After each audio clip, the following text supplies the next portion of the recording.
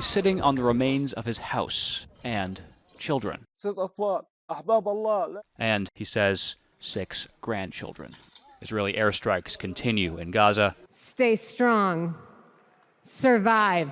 As do pleas to bring hostages home. Top American diplomat Antony Blinken returned from his trip, which he called the possibly last chance for a deal. Without one, Biden and Kamala Harris called Israel's Netanyahu to push for a ceasefire, but Reuters sources saying Israel's demands are stopping the agreement. 2 of the deal breakers: Israel wants to keep troops along corridors, one that would cut Gaza off from Egypt, and another that would carve Gaza in 2. And Israel wants to be able to prevent some Palestinians from crossing the northern corridor. I think Biden knows that this current stance by Netanyahu means that there will be no deal signed. This expert points to Bibi likely facing an inquiry into the October 7th attacks and potentially losing an election when the guns stop. We see this often in many negotiations where it's not about reaching a deal, it's about how do you shift the blame to the other side. A former advisor on Middle East negotiations says reaching a ceasefire means putting pressure on the leaders. But Bibi will likely wait for the U.S. elections, Al-Amari and Hellier say, and Hamas leader Yahya Sinwar is hard to convince. He could be underground and is bent on Israel's destruction, and the signs for a deal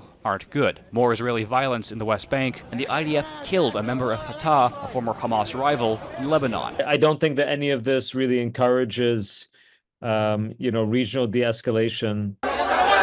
More delays mean more death. Nathaniel Dove, Global News.